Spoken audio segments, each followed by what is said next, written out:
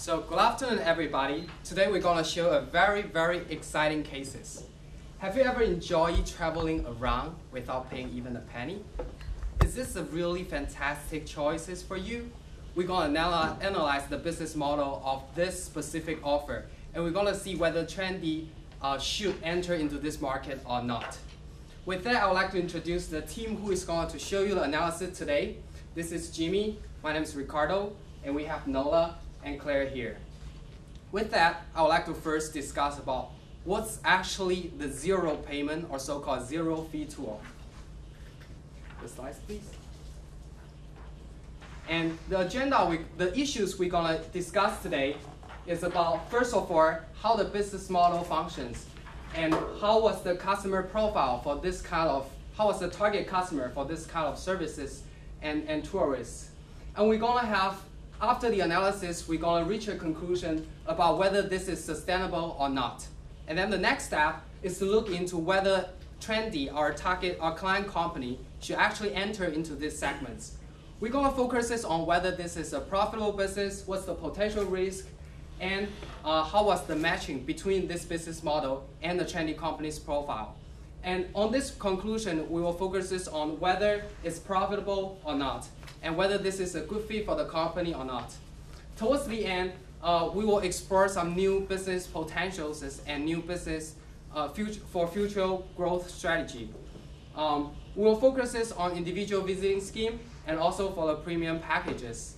With that, I would like to first start with analyzing the business model.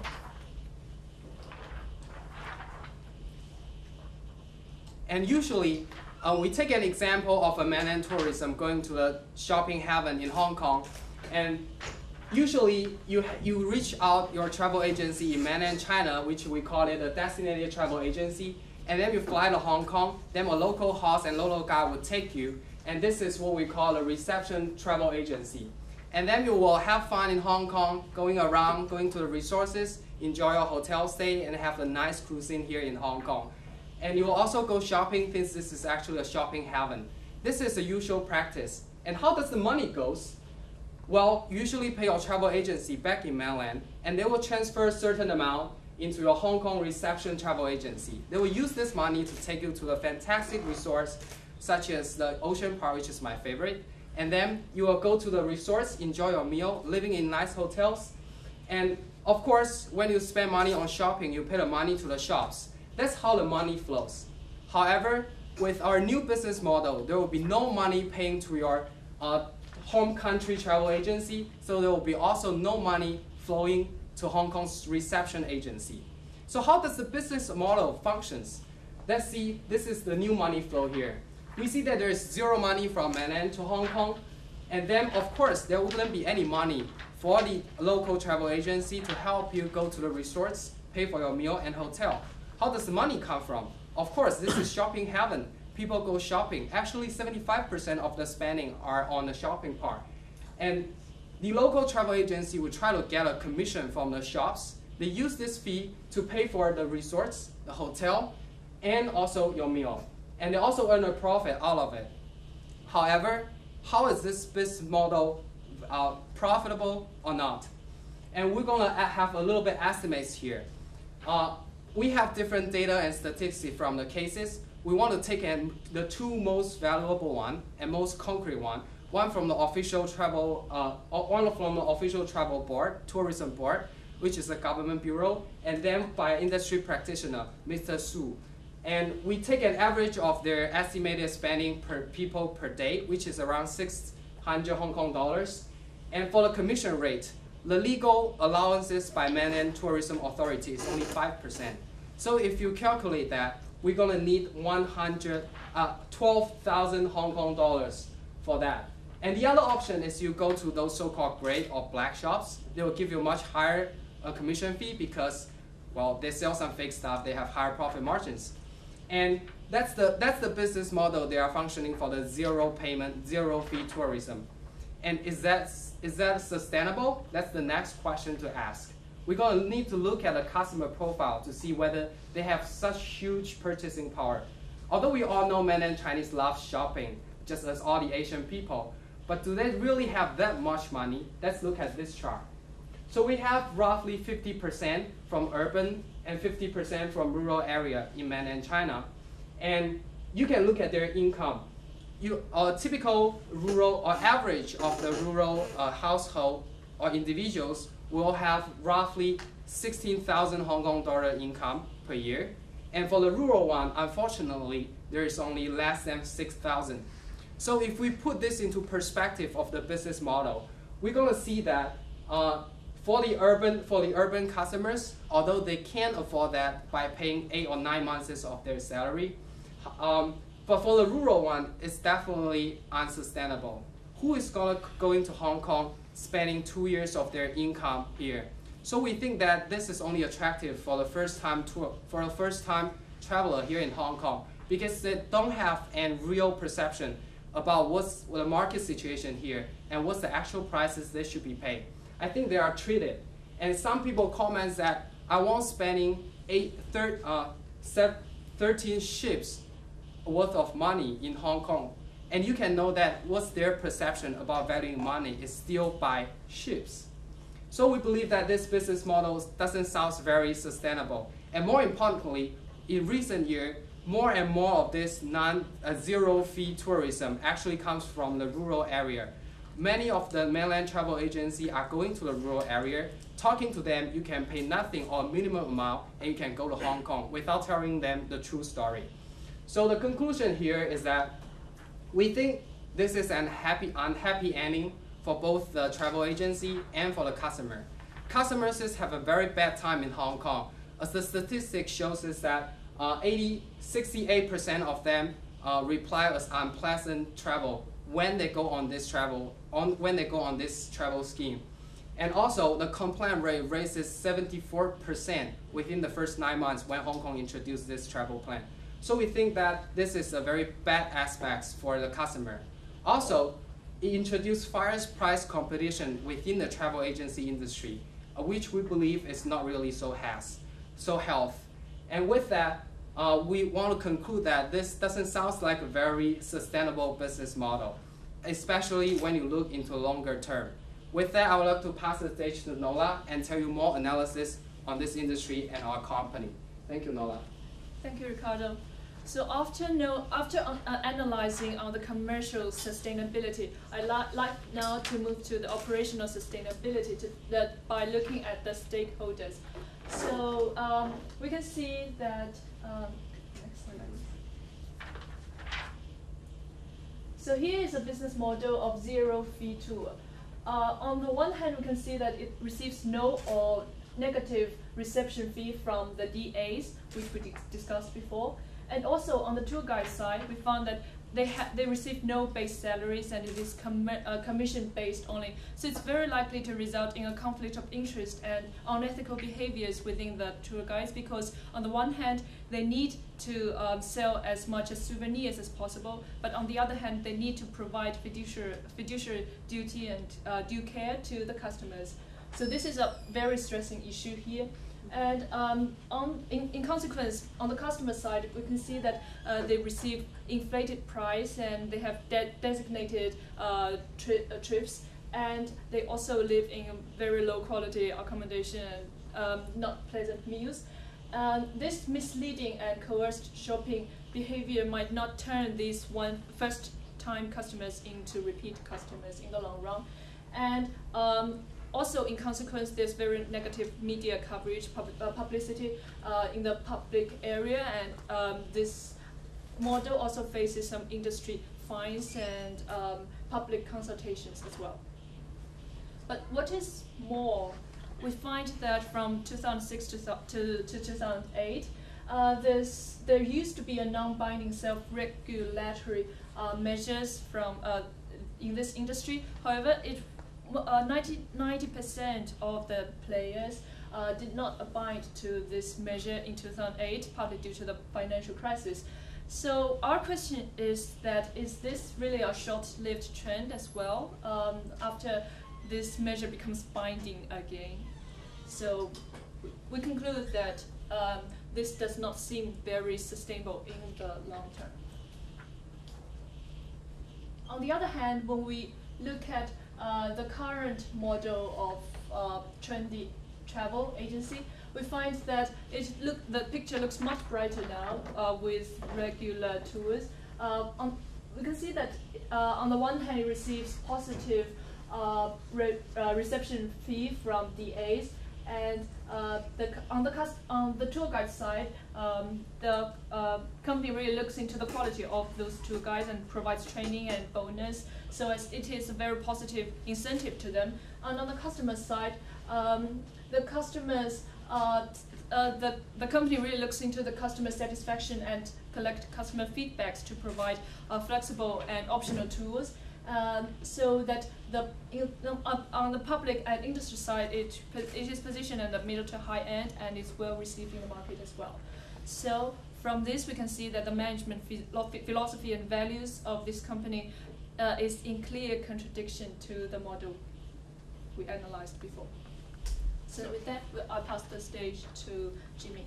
Thank you very much, Lola. From Lola's her analysis, we can see that actually the CO3 tour is not an ideal market for trendy to enter. So our consult team is dedicated to help our client to design new markets to enter in order to sustain its business in the market. Here is our tourist segmentation and potential offerings, which we can observe and conclude that there's two potential market trendies can enter, which is the premium package tour and the IVS. Now I'll explain the model in a little bit more details. So I've done a model with range from the new and experienced customer and from rich city customer travel to rural customer. And we can see from the previous analysis that the new and rural, like low-cost travelers are actually dominated by the CO3 tour, and which is not an ideal market for us to enter because we cannot face the price competition in this market. However, we can see there's two other markets which will have potential to explore, which is the premium package market and the IVS. And also, from our assumption is that the experienced traveler will tend to opt for IVS because they have been to Hong Kong and they don't need the package tour service. And also, this is about industry trend is that because due to the previous discussion that zero-fee tour offers a really low satisfaction, and for those travelers who went for a zero-fee tour, they will actually switch to IVS when they visit for Hong Kong for the second time. And we now see the market, and I'll now explain to you how Trendy can actually capture the premium package tour market. Actually, for the premium package tour market, actually it's a really sizable market of more than $200 million per annum, according to data in 2010. And actually, it's a really expanding market as Chinese people are getting richer. And China is experiencing a 10% GDP growth each year. And definitely, this the country is getting wealthier, and this is a definitely sizable market. But then, we need to see whether Trendy's profile is actually capable in offering what the customer needs in this market. And we can see from this table, the customer actually really need high quality service, and they need the confidence in the agency because they have heard a lot of bad news about the Hong Kong traveling service, and also they really want a nice shopping experience, not only being confined in a shop receiving commission, but then really nice travel and shopping experience.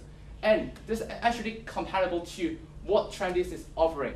They have really good corporate value, and in terms of management, they're dedicated to offer a good travel experience to the customers, and they have really dedicated tour guide in offering a really customer-oriented service. So from this match, we can see the Trendy is capable to focus on this market and enter into this market.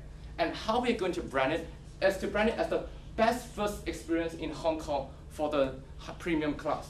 Our marketing strategy will be trying to differentiate from this zero-fee tours because we really want to differentiate ourselves from this really bad quality package tours, but rather than focusing on the premium market. And what we are offering will be quite different, is that our structure program will be more focusing. The first 2 days will be, assuming it's a 4 days program, and then we'll have a focus on leisure and shopping, because we can see from data that with our customers is more enjoy at the very beginning, they will do more shopping. And the pricing for this tour is a little bit expensive. It's around 250 Hong Kong dollars, which is around $350 per person. So, because of the high price. Actually, in the short run, we are not targeting the whole China, but rather than we are focusing in the first tier city in China, which has a quite relatively high annual income. And also we would like to connect with this departing agency, which is serving the high class. And the motivation to let them to cooperate with them is that we can together build a high premium brand in serving the premium class in China. And also in the long run, we really want to build a premium brand for travel in Hong Kong. And by building this brand, we would like to attract the customer to travel to Hong Kong with our agency again, both for package tour and also for IVS. And Claire will be later explain this. And our really final goal is that with this premium services really going into a sustainable business, we can also expand this business to offer them to Southeast Asia customer, which is currently accounting for around 30% of the total customer segment. Now I hand over the time to Claire. Thank you, Jimmy. So as Jimmy has explained before, another factor that we must consider is the eminent trend of growing visitors entering through the individual visiting scheme, which is the IVS. So it is now has received a CAGR of 20% growth rate of the number of tourists entering through the IVS, and is now composing of 63% of the total tourists. So this is a large market that we cannot ignore, and this is the trend that is eating into the profit or the revenue of the package tour business. So we have to devise strategies to capture this growth. So how are we going to do that? Before looking into the strategies, we have to understand what are the characteristics of our customers. A more detailed look tells us that indeed our customers like shopping and eating. So they spend the first and the third largest amount on shopping, which is accounting for 74%, and then eating, which is around 10% of their total expenditure in Hong Kong. So there's a large potential if we can capture this their stomach and their maybe wallet when they're going shopping. And another point that we need to consider is that our Asian customers like the option of adding on the tours instead of being forced of going into a designated tour. So with these in mind, we're going to devise our strategies of capturing the IVS market. So the way we do that is to have a meaningful segmentation of their income, which is high and low, and then the purpose of their entering Hong Kong, which can be shopping, sightseeing, and some special purposes such as conference, concert, or exhibition. So for the high-end shopping market, we think we are unable to capture that because they are mainly like LV or Gucci shops that we're unable to form a reasonable partnership with them. But we'll capture the maybe mid to lower end of them. So how are we going to do that? We're going to provide value-adding service of digging out the tasty local foods in Hong Kong, for example, some homemade restaurants, Sifong Choi, or very famous Sai Kong seafood tours, and then combine them with some of the shops that is not very high-end pricing, for example, some outlets in Tung Chung, which is very famous, and or some local shops that with special products that like seafood, dry seafood, that is very attractive to Chinese customers. So we offer a tour that gives them both the good shopping and eating experience. Keep the last side, please. Yeah, the good shopping and eating experience. So good shopping and eating experience, so they can one-stop shop. And then they can do this by opting into this tour at their hotel or the online distribution channel where they book their tickets. So in this way, they can just do it as an add-on option according to their favor to both go shopping and eating around. And for sightseeing, we're going to explore some new phases of Hong Kong, for example, the walled villages, and they can eat the Pun Choi, which is a famous Chinese Hong Kong dish, and then bring them to places like these that they haven't explored in a typical Hong Kong tour. And lastly, for special purposes tour, we're going to bring them the convenience. For example, they come here for an exhibition or for a concert. We're going to give them the one-stop shop of buying their tickets, arranging their transportation, etc. at a discounted price. And we do the discount by partnering with our the partners. So in this way, we can really segment the market of the IVS according to the income, the purpose of their traveling, and then devise a strategy to really capture their full potential in this market. So we believe that, as a summary, the zero tour fees is not a sustainable strategy for us to go into. Instead, we're going to enhance our quality and our choice to our customers by offering these variety of choice with emphasis on the enjoyable traveling experience. Thank you very much.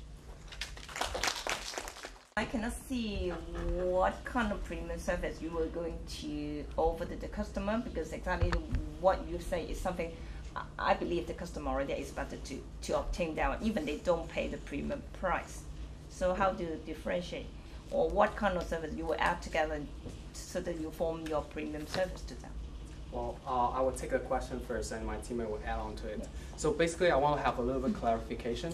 By saying premium, we mean that we are targeting at the more high-end customers, not those from the rural areas, and we more diversified products, which will be explained by my teammates. Okay, so what products actually we are offering is them is really the good shopping experience, because we can see from the statistic that there are around 75% of the customers is actually 75% of the total spending actually on shopping. And what kind of service we can offer is that unlike those zero-free tours, tour will bring them to really good outlet shop, which actually charge a more reasonable price, because we can see that for the zero-free tour, they're actually charging a really high premium, around 20 to 30% premium. However, by law, it's only 5% legally in China. So we will only take them to those shops is only legally obligated to the 5%. So they can actually enjoy a secure and a nice shopping experience in Hong Kong. And secondly, it's about the features we are going to provide in the leisure activities, as combined with what Claire has mentioned, because we would like to offer a differentiated program like traveling to different like Lantau Islands, different islands, and also bringing down some concert, which is really going to tailor-made for our customers. So this is the premium service we can add on to provide them to the high-end customer. And to add on, just to add on a little bit on my personal color, and my family traveled to Hong Kong quite frequently, and before that they actually use the package services. But the problem is that they always take them to Tsim Sha Tsui, Tonglo 1, where they are all LV bags. This poor family like me cannot afford. They really came here for good quality, of course, but they also want a better prices. That's why they shop here in Hong Kong. So when he came here third time, when he goes to the outlets, he found this is fantastic. This is the place she really want to be. But if we can have the brand name us offering this kind of services, even if you are just a first-time traveler, as what Claire has mentioned, I believe my mom and my dad will be pretty happy on that. I was actually a bit confused when following through your presentations. When Jimmy talked about the premium service, I expect something premium, just like Candy has mentioned. And when Claire talked about the IVS, and it somehow give me the impression it looks like quite premium, because you are talking about some theme-based type of traveling experience, which is not an ordinary budget type of individual traveler that's gonna to experience. And when you talk about all these, if from an IVS perspective, that will be excellent and wonderful. But from the cost perspective, trending is not a huge, still it's only a medium-sized type of travel agents. And if you need to develop these types of travel packages on an IVS basis, and it's not charging on a premium type of pricing, so how are you going to manage your bottom line? It will be quite challenging from resources perspective. Okay, thank you for your question. So the way we look at it is perhaps indeed for the IVS suggestion, we are not we segment them according to high income and low income. But for example, for the special tours to some outlying islands, or they are actually a niche tour that target at the full spectrum of the income of the customers. So for example, we are not only focusing on the low-end customers, but also the high-end. So how do we manage the cost? Firstly, is through the distribution channels. So we are, if we really organize one-to-one, that's going to be very costly and hurt our bottom line hugely. But we are going to distribute our channels, distribute this service, for example, through the online booking system, or through some partnership agreements with the travel agency. Then this can save our overhead costs of distributing these kind of services. And number two is the extent of which that we offer these kind of services. Perhaps we're not offering a tour guide that is going to come accompanying them for the whole day. Perhaps it's just a few time slots, and also we are going to focus on, for example, the convenience of transport. That is the strength of travel agencies, that will not add on a lot of cost, but will bring a lot of convenience to the customer. So perhaps we will focus on the convenience factors, for example, transport arrangements and the bulk purchase discounts that can help the customers a lot without hurting a lot of our costs. And then this and then as mentioned before, if we can offer some differentiation and that can target the full spectrum of our customers so as to capture them both. Just one more point. Actually, Trendy is currently serving the middle to high-end market now. So it is really about broadening its customer base, but not moving to another segment. It's serving mid to high-end right now. And it's not covering the full spectrum. Not really, but it's close to the higher end, where we are moving as well. Oh, we have a choice, but yeah, along the full spectrum. But perhaps we'll focus more on the mid to high end. But we offer differentiation, a choice of products, but with the focus to mid to high end. Yeah, it's fine to focus on the middle to high end, but just don't dilute your resources to low end, which we might not have very key strengths in that area. Right. Team, show us your hands. It's good, because in good business, you need to have hands-on experience and getting your hands dirty. All your hands are dirty, so it's a good start. Overall, a pretty good presentation. I'm going to challenge one of your assumptions when you're analyzing the industries. You quoted a lot of figures and that, okay, there's this tourist trade and zero cost is not sustainable. You quoted figures that look at the rural distribution of income, you know, and how much are they going to spend. You quoted figures of the complaints. But all these same figures you could have applied in 2006 and say, look at the complaints, look at the rural distribution, income, and then we would have concluded that no, it's not sustainable. You could have quoted the same figures in 2008 when actually the number would have gone up substantially. All that would have told you the same picture is not sustainable. You would have quoted the same numbers in 2012 and numbers would have gone up again in terms of the travel, and the conclusion would have been unsustainable. It looks like it's not unsustainable. That's the first part. And second part is look at Nathan Road. You can say, oh, tourist trade, but then you have all these electronic shops in Nathan Road back 20 years ago. Today we walk to Nathan Road, it's still there. Why is it? I don't think it's not sustainable. Well, I can address the first issue. Okay. Of course, when we only talk about a figure without putting into the context, you may have different explanations. But let's look back to what actually happens. So yes, that's right, 2003, we have a big hit by SARS, and then this one goes up very quickly. The non-zero fee tourism goes up very quickly. And all this figure may be pretty much consistent back then. However, if you look at the development after 3 years in 2006, the whole industry realized this is not really a sustainable business, both for them and for the long-term development of Hong Kong. We love Hong Kong because it's a shopping heaven. When we go to heaven, we're not expecting anything that would treat us, because that's not a God place. And this is not a sustainable business, so in 2008, they have a self-regulatory body, and they issue a non-binding agreement. And most of the members actually joined and to sign on that contract. The complaint rate dropped substantially, and the tourism, the whole industry boomed up after 2006. This only comes back in 2008.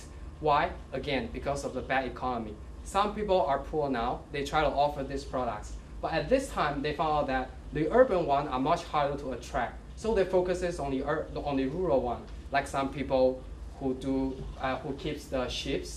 And this is obviously not a sustainable business. After 5 years, even if another economic shock comes up, will we offer this program again? I don't believe so. Who do we have? Urban, rural, nothing else. We have utilized all of them. So we think this is not a sustainable business. Even though currently some figures shows that this kind of business is growing up, we still believe that in 2 or 3 years there might be big downturn, either from the industry itself to regulate itself, or from the customers. They might simply ruin all the demands from mainland China. That's our conclusion. Thank you very much. Okay, do we still have time for the second question? Yes, yeah, 15 seconds. This is going to be tough to answer. I think I will just give it up. Thank you, University of Hong Kong, and thank you, judges. Thank you. Thanks. Thanks. Very good job.